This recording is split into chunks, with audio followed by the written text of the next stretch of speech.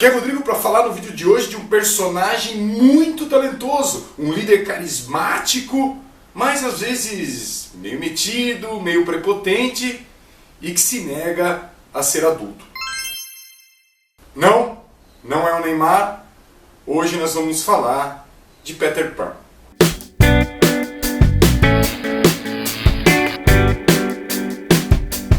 Confesso que nunca fui o maior fã de Peter Pan, mas sempre tive muito interesse por estrelas do rock e grandes ídolos do esporte.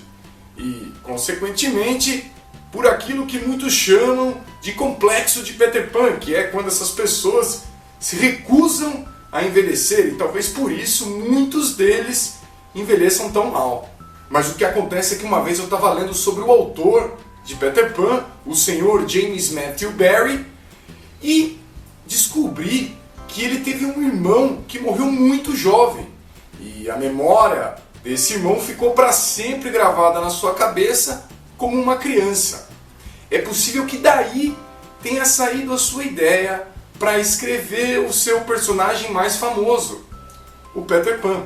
Depois desse fato eu comprei essa edição de bolso do livro do J.M. Barrie ou J.M. Barrie, como vocês preferirem, que é a história original do Peter Pan.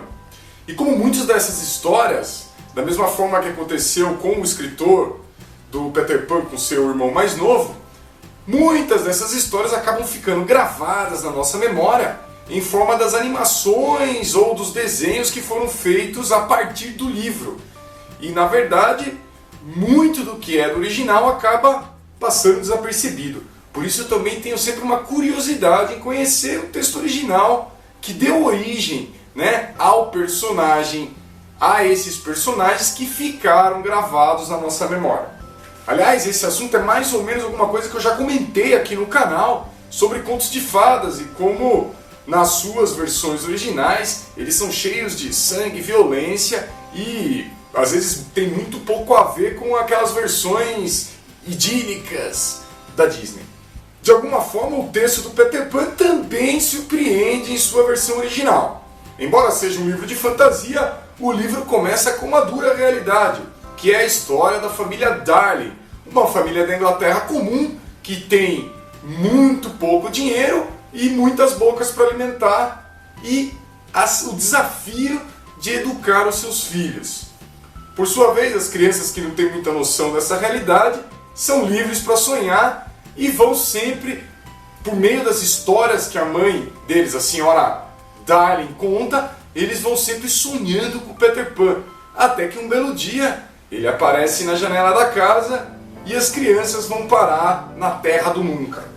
Lá na Terra do Nunca eles encontram os outros amigos do Peter Pan, as crianças perdidas. Conhecem a fada Sininho e essas crianças que todas se ressentem da falta de uma mãe, acabam adotando como uma espécie de mãe a filha mais velha da família Darling, a menina Wendy, que é a única menina desse grupo. A minha maior surpresa durante a leitura desse livro é justamente o personagem de Peter Pan, a quem até o meio do livro, até mais pra frente do meio do livro, eu não tinha me simpatizado muito. É um carinha metido, arrogante, que quer mandar em todo mundo. Mas mesmo assim, acaba sendo de sua boca que saem uma das melhores frases do livro.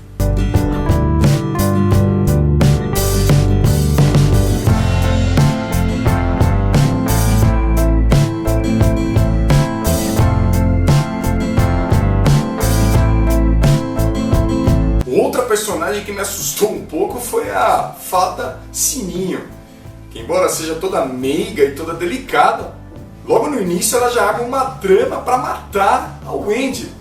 Tudo isso por causa de ciúmes. A Sininho não só engana a Wendy, como ela engana também uma das crianças perdidas, que no meio dessa trama meio maquiavélica da Sininho acaba acertando a Wendy com uma flechada. Mas calma, não vai ser spoiler se eu disser que a garotinha Wendy não morre. Por outro lado, embora todo o estranhamento com essas duas personagens, o legal é que o autor propõe a gente a tentar entender as reações dessas personagens. Peter Pan é um órfão que, assim como os outros garotos perdidos, se ressente da falta de uma mãe. Só que, ao contrário deles, ele é orgulhoso demais para reconhecer que sente essa falta e para reconhecer a sua vontade de ter uma mãe. Mas a gente não se engana, porque são na verdade esses sentimentos maternos que ele busca em Wendy. Embora o Wendy veja Peter Pan de uma outra forma, o que explica também o ciúme da Fada Sininho. Aliás, por falar em meninas, na primeira versão de Peter Pan para o cinema, o personagem principal foi interpretado por uma menina, a atriz Beth Bronson, em 1924. E já que hoje eu estou num espírito meio corneteiro, vou fazer aqui mais uma pequena crítica. De certa forma é até uma ironia, mas em alguns pontos o livro de Peter Pan não parece ter envelhecido muito bem, o que é sempre o risco quando a gente lê um clássico escrito há tantos anos atrás, né? As definições do papel de Wendy no grupo, sempre cuidando da casa, botando as crianças para dormir, costurando as meias deles, não participa em nenhum momento de nenhuma batalha, são definições um pouco enferrujadas para as mulheres de hoje. O que também é compreensível pelo momento que foi escrita a obra, e que também não tira o mérito do autor de sempre destacar e ressaltar a importância das mulheres para o funcionamento bom de uma sociedade. Por outro lado, uma coisa que eu gostei e que voltaria a aparecer muitas outras vezes nos livros escritos depois é a maneira que o escritor conversa com o leitor, dialoga com o leitor. Ele o tempo inteiro fala do que ele está escrevendo, das suas impressões, e também se dá o direito de contar ou omitir algum fato ao leitor. Também vou dizer que mais para o fim do livro eu passei a me simpatizar mais com Peter Pan, embora seja muito mais graças a Wendy, essa sim uma personagem e tanto da história, que assim como a cachorrinha Naná me cativou bastante. O Capitão Gancho também é um personagem muito mais complexo do que aquele cara puramente mau que eu me lembro das animações, dos desenhos e dos filmes. Ele é um cara muito inteligente e, acredite, às vezes a gente até passa a gostar dele pelo fato de ele odiar Peter Pan justamente pela arrogância do garoto. E como é óbvio para um livro de fantasia, as aventuras de Peter Pan, os garotos perdidos, são sempre cheias de coisas que desafiam a lógica e a realidade.